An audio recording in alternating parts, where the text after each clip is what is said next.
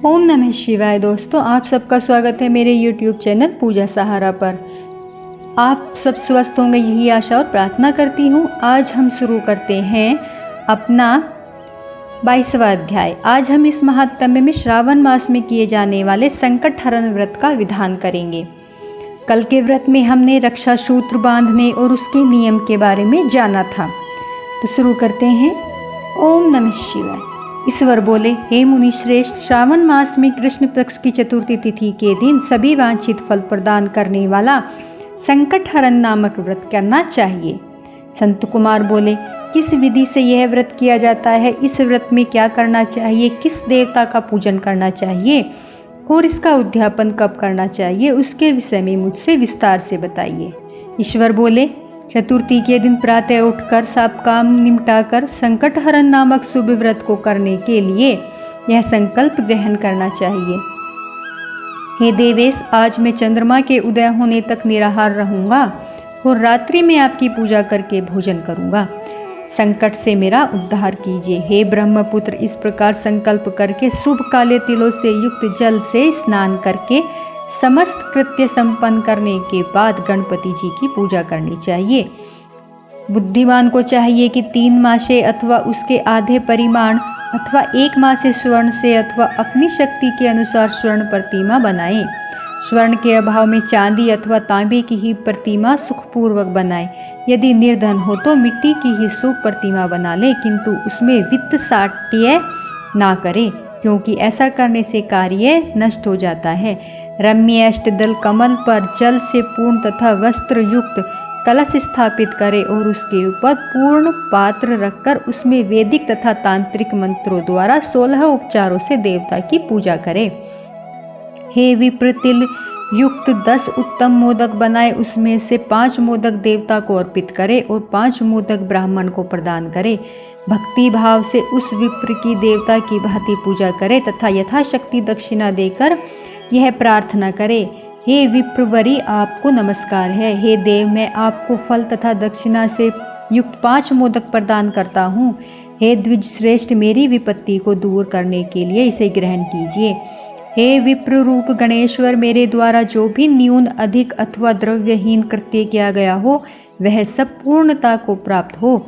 इसके बाद स्वादिष्ट अन्न से ब्राह्मणों को प्रसन्नता पूर्वक भोजन कराए।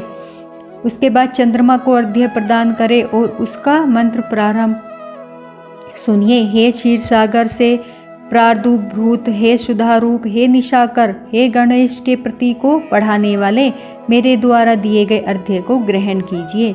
इस विधान को करने पर गणेश्वर प्रसन्न होते हैं और वांछित फल प्रदान करते हैं। अतः इस व्रत को अवश्य करना चाहिए। इस व्रत का अनुष्ठान करने से विद्यार्थी विद्या प्राप्त करता है, धन चाहने वाले को धन मिलता है, पुत्र की अभिलाषा रखने वाले को पुत्र प्राप्त होता है, मोक्ष चाहने वाले को मोक्ष की गति प्राप्त होती है। विपत्तियों में पड़े हुए व्याकुल चित्त वाले, चिंता से ग्रस्त मन वाले तथा जिन्हें अपने सहजनों का वियोग हो, उन मनुष्यों को दुख दूर हो जाता है। हे संत कुमार, अब मैं पूजन तथा जप के मंत्रों को आपसे कहता हूँ। ओम नमो हेरम्ब्याय मदमोदिताय संकटस्य निवारणाय स्वाहा को बोलना चाहिए। बुद्धिमान व्यक्ति को चाहिए कि इंद्र आदि लोकपाल की सभी दिशाओं में पूजा करे। अब मैं मोदकों की दूसरी विधि आपको बताता हूँ। पके हुए मूंग तथा तिलों से युक्त घी में पकाए गए तथा गरी के छोटे छोटे टुकड़ों से मिश्रित मोदक गणेश जी को अर्पित करें। इसके बाद दुर्वा के अंकुर लेकर इन नामों से पृथक पृथक गणेश जी की पूजा करें। उन नामों को मुझसे सुनिए। हे गणाधीप, हे उमापुत्र, हे अघनाशन, हे एकदंत, हे इभ वक्त्र, हे मूषक वाहक, हे विनायक, हे ईशापुत्र, हे सर्वसिद्धि प्रदायक, हे विघ्नराज, हे स्कंद्रो, हे सर्व संकटनाशन, हे लंबोदर, हे गणाध्यक्ष, हे यो गौरिया मंगल संभव, हे धूमकेतु, हे भालचंद्र, हे सिंदूरासुर मर्दन, हे विद्या निधान, हे विकट, हे शूर्पकर्ण, आपको नमस्कार है। इस प्रकार इन 21 नामों से गणेश जी की पूजा करें। इसके बाद भक्ति से नम्र होकर प्रसन्न बुद्धि से गणेश जी देवता की इस प्रकार प्रार्थना करें। हे विघ्नराज, आपको नमस्कार है। हे उमापुत्र, हे अघनाशन, जिस उद्देश्य से मैंने यथाशक्ति आज आपका पूजन किया है उससे प्रसन्न होकर शीघ्र ही मेरे हृदय स्थित मनोरथों को पूर्ण कीजिए। हे प्रभु, मेरे समक्ष उपस्थित विविध प्रकार के समस्त विघ्नों का नाश कीजिए। मैं यहाँ सभी कार्य आपकी ही कृपा से करता हूँ। मेरे शत्रुओं की बुद्धि नाश कीजिए और मेरे मित्रों की उन्नति कीजिए।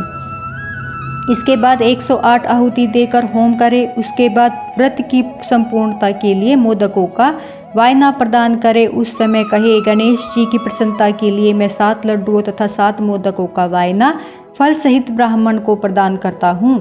तदंतर हे सत्तम पुण्यदायिनी कथा सुनकर इस मंत्र के द्वारा 5 बार प्रयत्न पूर्वक चंद्रमा को अर्घ्य प्रदान करें। क्षीर सागर से उत्पन्न तथा अत्रि गोत्र से उत्पन्न हे चंद्र रोहिणी सहित आप मेरे द्वारा प्रदत्त अर्घ्य को स्वीकार कीजिए। उसके बाद अपने अपराध के लिए देवता से क्षमा प्रार्थना करें और अपने सामर्थ्य के अनुसार ब्राह्मणों को भोजन कराए तथा ब्राह्मणों को जो अर्पित किया हो उसके अवशिष्ट भोजन को स्वयं ग्रहण करें। मौन होकर 7 ग्रास ग्रहण करें। उद्यापन के लिए बुद्धिमान को अपने सामर्थ्य के अनुसार स्वर्णमय गणेश प्रतिमा बनानी चाहिए। उसके बाद उस भक्ति संपन्न मनुष्य को पूर्वोक्त विधान से चंदन, सुगंधित द्रव्य तथा अनेक प्रकार के सुंदर पुष्पों से पूजा करनी चाहिए और एकाग्रचित्त होकर नारिकेल फल से अर्घ्य प्रदान करना चाहिए। पायस से युक्त सूप में फल रखकर उसे लाल वस्त्र में लपेटकर यह वायना भक्त ब्राह्मण को प्रदान करे। साथ ही स्वर्ण की गणपति की प्रतिमा भी दक्षिणा सहित दे। हे व्रत की पूर्णता के लिए 1 आढ़क तिल का दान करे। उसके बाद विघ्नेश प्रसन्न हो ऐसा कहकर देवता से क्षमा प्रार्थना करे। इस प्रकार उद्यापन करने से अश्वमेघ यज्ञ का फल प्राप्त होता है और मनोवांछित सभी कार्य सिद्ध हो जाते हैं। हे सत्तम, पूर्व कल्प में स्कंद कुमार के चले जाने पर पार्वती ने मेरी आज्ञा से 4 महीने तक इस व्रत को किया था। तब 5वें महीने में पार्वती ने कार्तिकेय को प्राप्त किया था। समुद्रपान के समय अगस्त्य जी ने इस व्रत को किया था और 3 माह में विघ्नेश्वर की कृपा से उन्होंने सिद्धि प्राप्त कर ली थी। हे विपेंद्र, राजा नल के लिए दमयंती ने 6 महीने तक के लिए व्रत किया था। तब नल को खोजती हुई दमयंती को वे मिल गए थे। जब चित्रलेखा अनिरुद्ध के बाणासुर के नगर ले गई थी तब वह कहाँ और क्यों कौन ले गया यह सोचकर प्रद्युम्न व्याकुल हो गए। उस समय प्रद्युम्न को पुत्र शोक से पीड़ित देखकर रुक्मणी ने प्रेम पूर्वक उनसे कहा, हे पुत्र, मैंने जो व्रत अपने घर में किया था उसे मैं बताती हूँ, उसे ध्यान पूर्वक सुनो। बहुत समय पहले जब राक्षस तुम्हें उठा ले गया था तब तुम्हारे वियोग जन्य दुख के कारण मेरा हृदय विदीर्ण हो गया था। मैं सोचती थी कि अपने पुत्र के सुंदर मुख को पता नहीं कब देख पाऊंगी। उस समय अन्य स्त्रियों के पुत्रों को देखकर मेरा हृदय विदीर्ण हो जाता था कि कहीं अवस्था साम्य यही मेरा पुत्र तो नहीं है। इसी चिंता में व्याकुल हुए मेरे अनेक वर्ष व्यतीत हो गए। तब देव योग से लोमश मुनि मेरे घर आए। उन्होंने सभी चिंताओं को दूर करने वाला संकष्ट चतुर्थी का व्रत मुझे विधि पूर्वक बताया और मैंने 4 महीने तक इसे किया। उसी के प्रभाव से तब सम्रासुर को युद्ध में मारकर आ गए थे आप। अतः हे पुत्र, इस व्रत की विधि जानकर तुम भी इसे करो, उससे तुम्हें अपने पुत्र का पता चल जाएगा।